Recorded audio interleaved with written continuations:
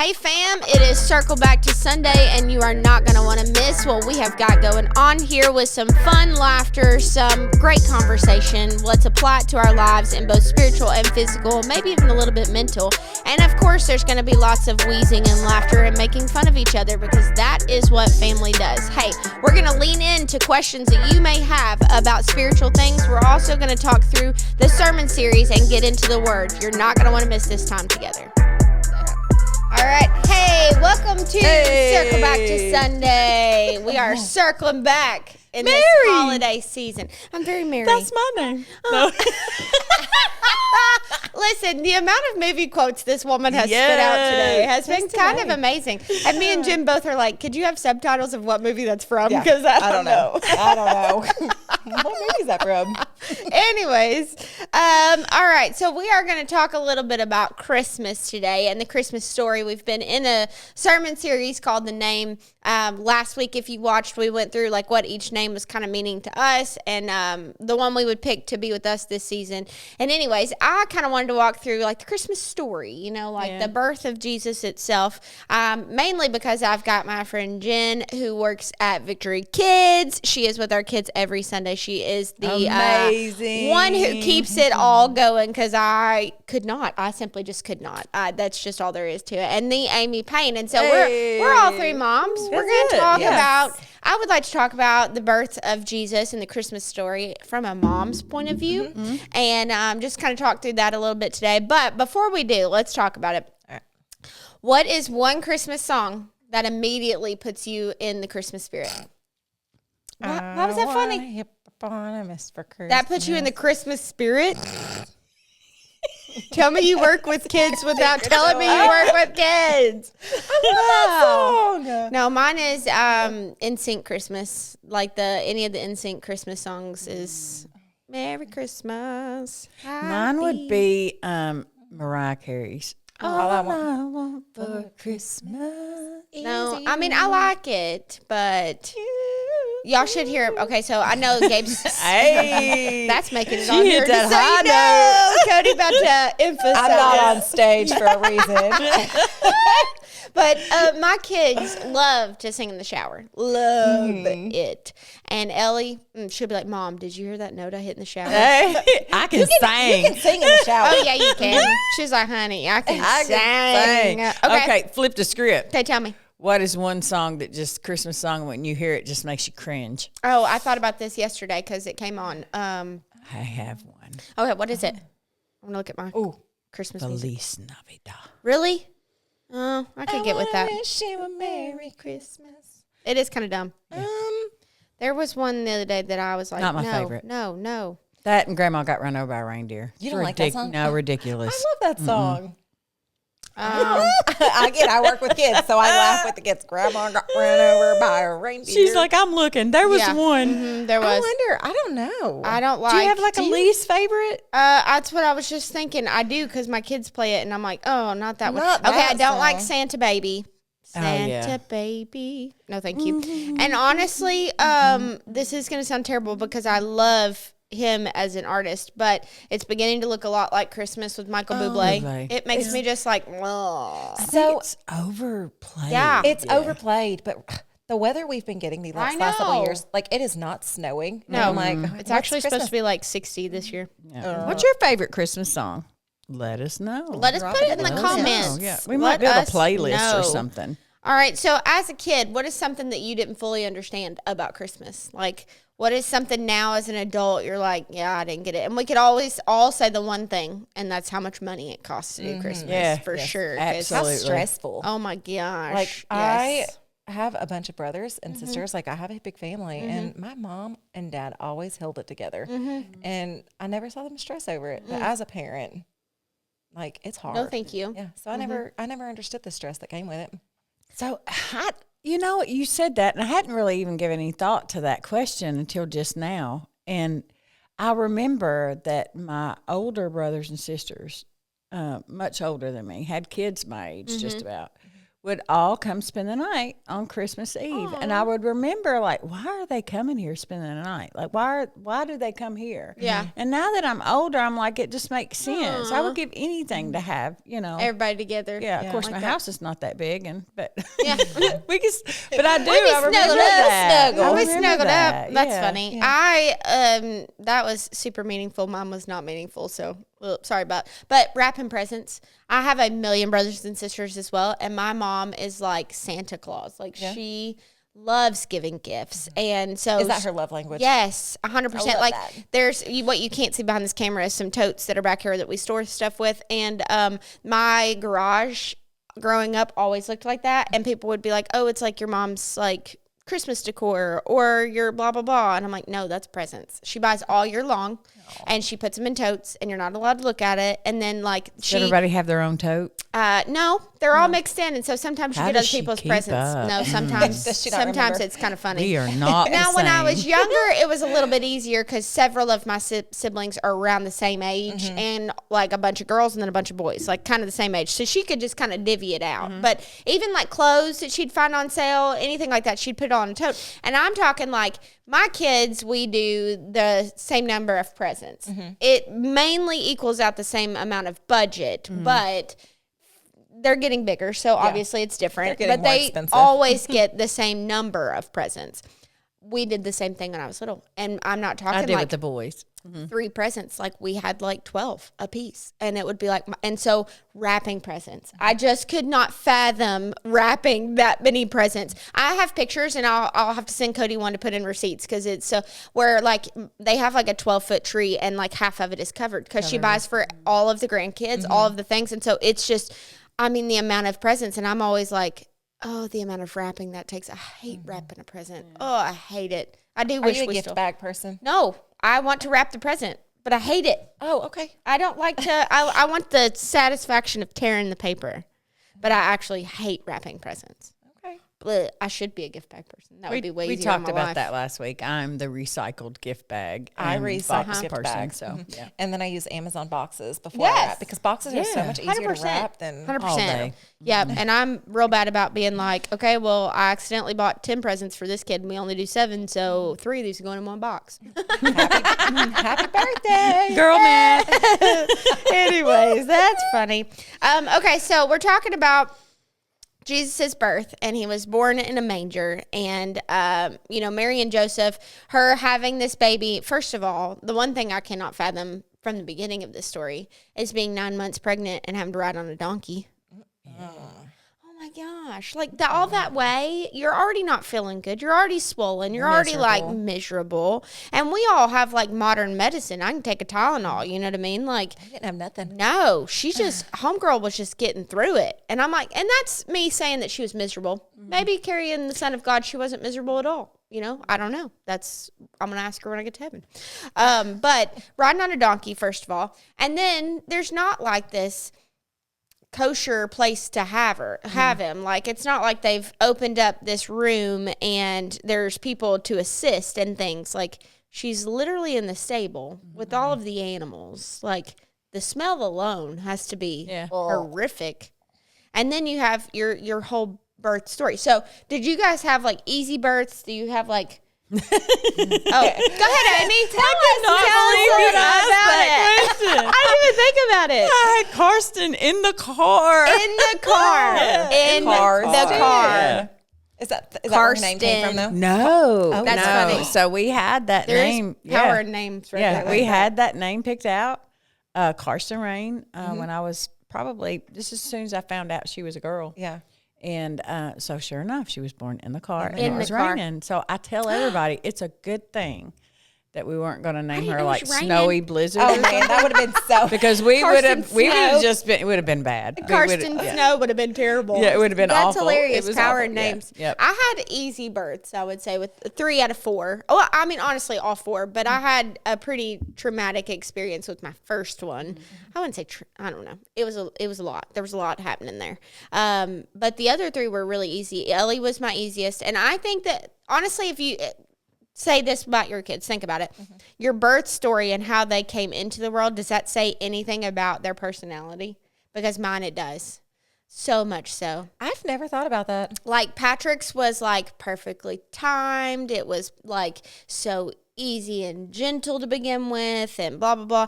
Ellie's was fast and furious. Like 4 hours start to finish. She was in like Flint. I mean, just the girl came out talking. Like that's what it felt like.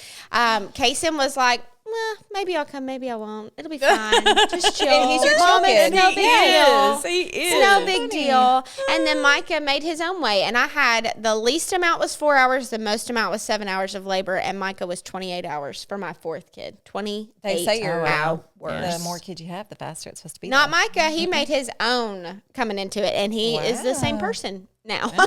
So I feel like the way that they were born, said a lot about them as a kid, even though obviously they don't do that. So I always think back on that and I'm like, okay, so Mary is carrying the Son of God. Like, I wonder how holy and how beautiful that manger was. I wonder how, if the peace, like he is the Prince of Peace that comes in, like came to the earth as a baby, like in the calmness that can come with a baby in those first moments. Do you think that there was just like an overwhelming peace? Like, do you think that the animals were peaceful? I don't know. Like, these are the things that I've been pondering when I'm reading the birth story in Luke chapter 2. Just thinking about, as a mother, what would I do in that situation? How did she feel? I feel like in that moment, once you have the baby, you're not going to pay attention to anything else around you. No. Like, you don't care. When you're giving birth, you don't care. No, you Like, don't. So I feel like after she had Jesus, maybe it was, everything was calm and everything, but like in her head. Yeah. Because she finally had. Kind of drown it out. Yeah. What do you think, Amy? I think. What's your I think thoughts on it? after riding a donkey, Yeah. Anything got to be better, right? being in Anything gotta be labor better. and like the fear would come. I would say probably like She was ready to have that baby. probably peace, just or exhaustion, or Yeah. But it was messy. And how cool is it that, like, the Son of God, the one who comes and meets us in our mess, the one that comes and calms a chaotic situation, or maybe just in the midst of the noise, the inconvenience, any of it, was born into that. Like, it was the peace that comes with him in that situation. I don't know. I think I know it's like probably looking a little too far into things, but at the same time, like, that's the kind of cool factors I feel like that makes the relationship with Jesus so real. Like I don't know, that's a little crazy points, but anyways, so he was born into the middle of the mess, the noise, the inconvenience, but he came close to us. He came in our midst of the mess and the turmoil and the chaos, and how God, like, I think we said it on last week's podcast about like how God set it all up. Like, those wise men were already on their way when Jesus was like, that's cool. Also, I have a funny story about that. My brother-in-law might watch this, so I'm sorry, but my brother-in-law, Scott, it's my sister-in-law's husband, so Gabe's sister's husband. They live in Colorado. We don't get to see him super often, but he's so smart, okay, so smart. And he a lot of times has a lot of, like, really cool ways to think about things because he's so smart. He thinks outside the box. I can remember, so Gabe's mom and dad are divorced, and she lived in a duplex in Bowling Green, and she loves the nativity set. She's always been a very faith-filled woman, and so she had this glass nativity set. And so you've got all the animals, you've got baby Jesus, you've got, all the things, and then you've got the wise men. And I can remember Tabitha and Scott coming in one weekend, and Scott being like, that ain't real. And we were all like, yeah, it is. Like, that's Jesus right here. Like, I was kind of taken aback because I was like, are we ready to fight? Let's fight. Okay, I got you. And he was like, no, the wise men weren't here yet when Jesus was born. And so from then on, every time he sees it, he moves the wise men all the way across the room. Yep. They have to be all the way over there because they were on the opposite side of the table. I just think that's funny. But anyways, I never thought of that. Yeah, they weren't there yet when he was born. Yeah. So they always said that they have to, he was traveling. So he put them across the room. So they would have to travel. That's funny. All right. So speaking of how, like, Jesus came into the world as a baby, met in the mess, where do you feel like that God is really showing up in your life right now? Where's he meeting you in your mess or in your ordinary, your normal situation? Where's he meeting you at? I think, just in the everyday busyness. this morning I was trying to rush out the door and I was busy, and, just kind of in a hurry, and I had to put the dog up, and then I was like, I want to start the car, and I started the car, and I just was like, Lord, thank you so much that the car started. Thank you that it's warmer today, and just he kind of met me on my porch. Yeah, he kind of met me on my porch going back in the house. Like it was just like a calm. It doesn't matter what's going on around you. It doesn't matter what season you're in. It doesn't matter all the million things that we're juggling or things that are taking place around us. Like he's still that calm and present, like in the midst of all the chaotic and all the chaos. He just met me right there on my porch. That's so good. It was so sweet, and it was, I don't know, kind of took you by surprise there, didn't it? That's awesome. It's almost like a breath of fresh air. Like my life's the same way, like chaotic. I never, ever, ever stop. But sometimes I just take a deep breath and I'm like, oh, thank you, God, because life would be so boring if I wasn't busy. Like I wouldn't know what to do. And I think it's fun how he meets us there in different ways. So like today it was just your car starting and thank you for the weather. Sometimes it's just like when the kids go to bed and you can finally like breathe for a second, or Jen's a really early riser, so probably like 5 a.m. I was going to say it's amazing to get the house cleaned up before the kids wake She'd up. be like mopping at like 5:30 and I'm like, taking a deep homie. breath and be like, all right, now it's time to wake the kids up. No, just homie. to mess it up again. But I last night, so we have not been home for a night in 3 weeks. I know it's got to be a solid 3 weeks, even so much so like Gabe and I prioritize each other over just about anything else. And we've not been on a date since like almost summer. And that's like big for us because we're at least monthly, usually every other week. And we make time for each other. We have 4 kids. Like we have a busy life, busy schedule, whatever. And we've not been home. Like I've not made a good solid meal that didn't contain a crock pot in a few weeks, and so I was kind of like down in the dumps last night. We were headed to a basketball game and for Kaysen, and I was like, I feel like all we do is rush around. And fun fact, I ran over something and completely shattered my tire yesterday. So then we only had one car last night, so I was already like feeling like I've cost the family money, automatically those internal thoughts. And we were just sitting there at the basketball game, and I'm cheering because I'm that mom. And Micah comes up to me and he starts reciting his Bible verse. He just looks at me and says, "Hey, Mama, watch this." And he just says this like long Bible verse. I have to let you listen to it. And I was just like, though it's the one about how he doesn't cast the shifting shadow. And I was like, baby, thank you. And I just gave him a hug, and I literally just went quiet and just was watching the game and was like, you're with me right now. You are the same yesterday, today, and forever. Like, regardless of the season and the busyness that I'm in, regardless of how you came into this moment, thank you for coming in. Yeah. Thanks for giving me peace. And that was exactly the moment that I felt last night. And after that was pure joy. Like I was good. And I mean, my husband's cool. Like if you've ever met Gabe, he's the chillest man alive. Okay. He wasn't even mad about the tire. Like he just came and changed it. It was so sweet. You were probably madder than I was way mad. And I kept saying, like, I'm so dumb for doing that. I can't believe it. And he was like, no, you're not. It was just an accident. Like, you couldn't have known, But he was like, step by step teaching me. He was like, just in case I'm not here, I need you to know how to do this. And so, like, he was like teaching me step by step what to do and stuff. And it was just so precious. Isn't it crazy, though, how when things don't go as we expect them to go, that we automatically have to assign fault. Yeah. Every never time. Can just be this is the way it is or this just happened. That it has to be, we have to assign fault to it. Yep. Funny fact, I was having that conversation with Micah yesterday because he got in trouble at school for not finishing his worksheet. He was like up walking around or whatever while everybody was doing the worksheet, and he never does that. So she was like, I just thought he was done. Like, I thought he was done because he never does that. And I went over and he had 2 things done. And I was like, so he got in a little bit of trouble at school. And he was like, well, they should have done this, and she didn't tell me this. And I'm like, we don't say who others' fault it is. We don't say, but there was this. Just say, you're right. That was me. I won't do it again. Trying to teach him.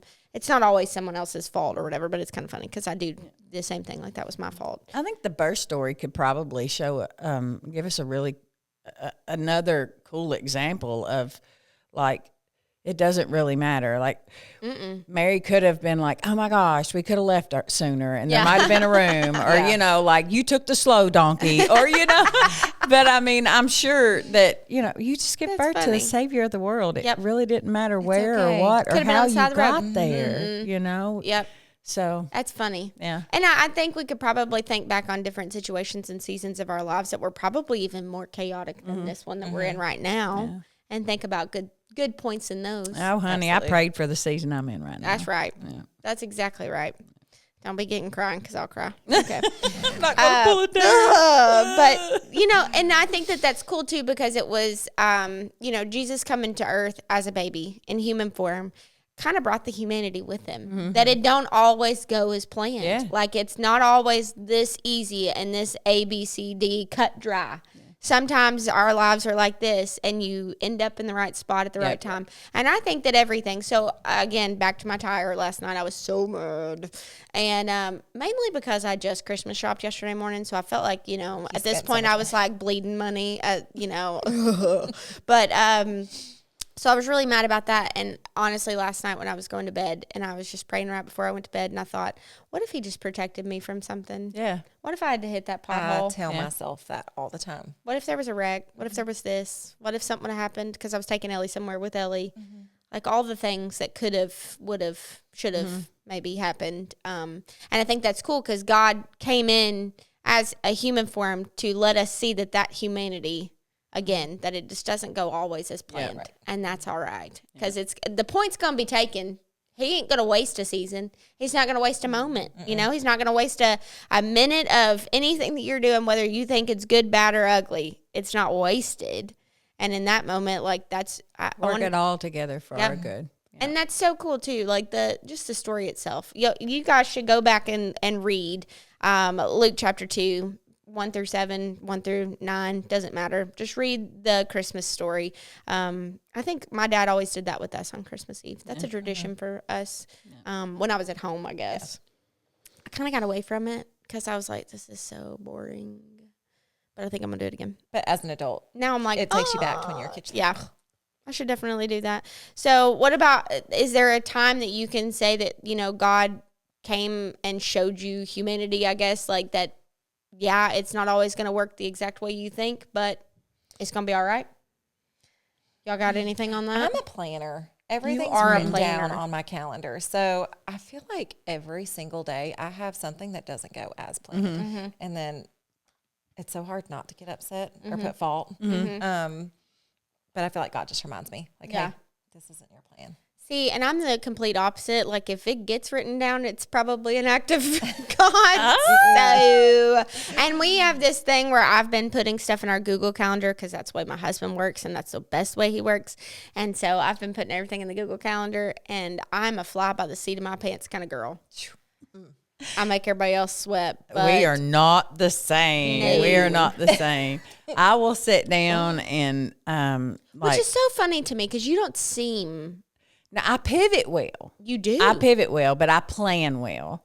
I don't do either. She said I'm going to do that. Like I will sit down and try, you know, like this past year I sat down and like my word was overflow.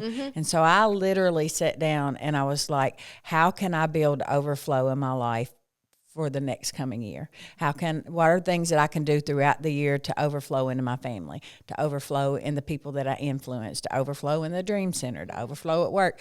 And some of those things I've done really well. And some I haven't, you know, but at least I had something. If I don't have a plan, it doesn't happen. I do that in everything in my life. I do it. Is Pop-Tart a planner? No. Pop-Tart does what I tell him to do. Opposite attract. He does not. He will literally call me and he's like, what are we doing today? And, you know, if I don't have the entire month of what we, you know, on a planner written down, then I'm freaking out. My husband's the same way. He has to ask me, what's the plan this month? And I'm like, okay. Sunday through, you know, is that like boom every single week. Gabe probably wishes he had example a wife like though. The difference though is in planning and freaking out. That I don't freak out when things don't go as planned. Like for example, last Thursday we were scheduled for a ball game and I was really excited about it because it was my grandson playing and they were playing at St. Joe. I went to school at St. Joe, and I was like, it's been a minute since I've been in the gym. The gym ain't changed. And Not one tiny bit. Not at all. And I was so excited. And so we get there, and it was canceled. I knew instantly. I was like, we can't get in the building. Something's not right. And but I didn't freak out about it. And there's been seasons in my life, especially pre-addiction, that it would just been the end of the world. Like, oh my gosh, I've drove all the way here. It's, and my son called me. He was so apologetic. He's like, Mom, I'm so sorry. And I'm like, honey, it's okay. We'll just go grab food. It's all right. I'll eat in Bowling Green. Yeah. It's okay. I'm going to go get a pizza. I needed some decompression time. This is going to give me some time by myself in the car. It'll give me some quiet. It's okay. You know what? I'm still going home. I still have a warm house to go to. I still got a bed to sleep in. I'm still walking in God's favor. It is okay. I have friends that sometimes have to cancel plans. They're like, I'm so sorry. I'm like, it's okay. And they're like, no, no, really, it's okay. It is okay. I got friends that are queens of canceling plans, dadgummit, but that's all right. Yeah. So, I plan really well, but at the same time, like, if God, I let him do whatever he wants to do with my time. Yeah. And I'm going to be Amy Payne when I grow up. You want to be Amy Payne? I've said that before. Yeah. I want to be the granny. I've always said when I grow up, I want to be granny. And then someone was like, why do you want to be granny? I'm like, because Amy Payne. I want to be that granny. Yes. I always said I would be nanny because my nanny was my favorite person on earth, but that's close to granny. Yeah. Granny nanny. Well, I had a granny nanny. I can't remember what it was, but that's so cute. When we were waiting for Caden to arrive, he's the first one. He's the one that made me a granny. And I remember I can't even remember what the name was, but it was some cute, trendy, granny name, like Nana. I don't know, whatever. It was something cute. I had assigned myself a name, and then I remember he called me granny, and I was like. That's Granny, it is. You call me anything you want to call me, and I'm gonna love it. Some of the kids a couple months ago, because they were like, I call Granny this, I call her Nana, I call her Amy Pat. Like, they call me everything. But then I was like, but what do you really call her when you want something? Granny. I was like, oh, that's her name. Granny, Nanny, everything. Yeah, they call me everything. That's hilarious. When they want to get on my nerves, they call Amy. They'll just do anything. But when they want something or they're loving on me, Cody does that too. He'd be double naming you. And I'm like, you better call her Mom. What are you doing? Not at work. Oh, but so anyways, we'll summarize what we've all said because I feel like we've kind of, summarized it all. But in the birth story, just as a mother, I can sympathize. I can empathize. I guess I can't really empathize because I cannot imagine giving birth at a stable. But a car. Honda Civic. It works. It works. Whatever. It's going to work.